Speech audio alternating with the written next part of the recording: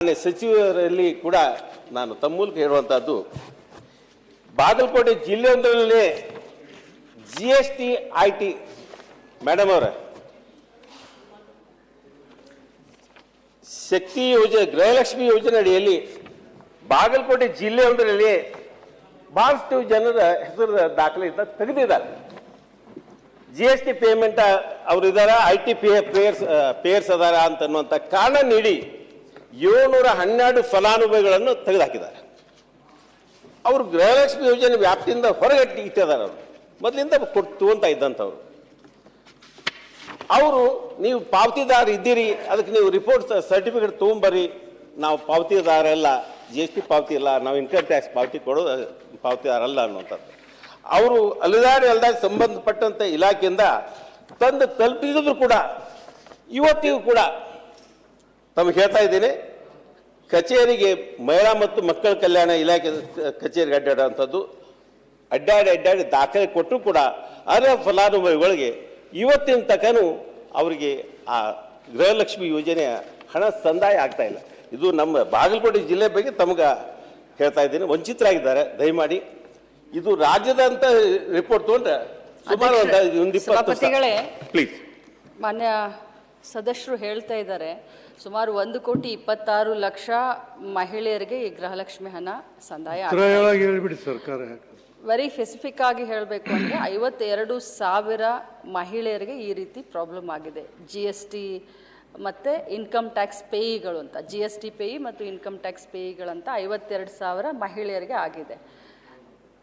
ನಿಮಗೆ ನಾನು ಹೇಳಲಿಕ್ಕೆ ಬಯಸ್ತೇನೆ, ಈ 52,000 ಮಹಿಳೆಯರಲ್ಲೂ ಕೂಡ ನಾವು ಬಹಳಷ್ಟು ಪ್ರಯತ್ನ ಮಾಡಿ ಈಗ ಮೊದಲನೇ ಹಂತದಲ್ಲಿ ಒಂದು 20,000 ಮಹಿಳೆಯರನ್ನ ಕ್ಲಿಯರ್ ಮಾಡಿದ್ದೀವಿ.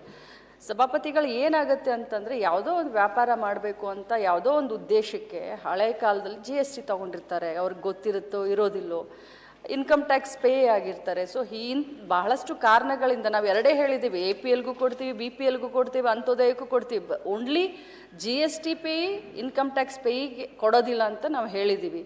ಮತ್ತು ಇದು ನಿರಂತರವಾಗಿ ನಡೀತಾ ಇದೆ. ಸದಸ್ಯರಿಗೆ ಹೇಳಲಿಕ್ಕೆ ಬಯಸ್ತೀನಿ, ಇವತ್ತು ಕೂಡ ಯಾರಾದರೂ ಲಾಗಿನ್ ಮಾಡಿದ್ರೆ ಗೃಹಲಕ್ಷ್ಮಿ ಯೋಜನೆಯ ಲಾಭ ನಾವು ಇವತ್ತು ಪಡಿತೀವಿ ಅಂತ ಇವತ್ತು ಅವರು ಲಾಗಿನ್ ಮಾಡಿದ್ರೆ ಇವತ್ತು ಕೂಡ ಅವರು ಫಲಾನುಭವಿಗಳಾಗಲಿಕ್ಕೆ ಎಲ್ಲ ಒಂದು ಅವಕಾಶವನ್ನು ಸರ್ಕಾರ ನಮ್ಮ ಇಲಾಖೆ ಅವರಿಗೆ ಕೊಡ್ತಾ ಇದೆ.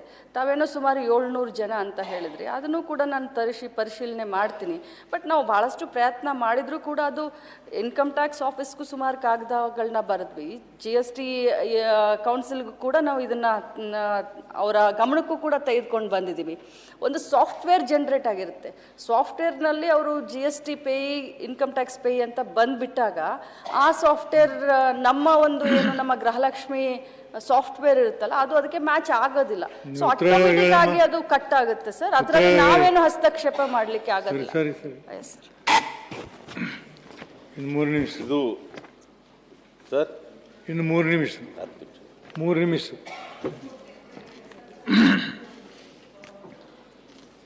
ಇನ್ನು ಜವಳಿ ಇದ್ರ ಬಗ್ಗೆ ಮಾತಾಡುವಂಥದ್ದು, ವಿಶೇಷವಾಗಿ ಬಾಗಲಕೋಟೆ ಜಿಲ್ಲೆಯಲ್ಲಿ ಸುಮಾರು ದೊಡ್ಡ ರಬಕವಿ, ಬನಹಟ್ಟಿ, ತೇರದಾಳ, ಮಾಲಿಂಗಪುರ, ಈ ಕಡೆಗೆ ಗುಳೇದಗುಡ್ಡ, ಇಲ್ಕಲ್, ರಬಕವಿ, ಈ ಥರ ಈ ಕಮತಿ ಅನೇಕ ಕಡೆ ಇದ್ದರೂ ಕೂಡ ಆ ನಿಶಕ್ತಿ ಕಳ್ಕೊಂಡಂಥ ಸ್ಥಿತಿಯಲ್ಲಿ ನೇಕಾರರು ಇವತ್ತು ಕಾಣ್ತಾ ಇದ್ದಾರೆ.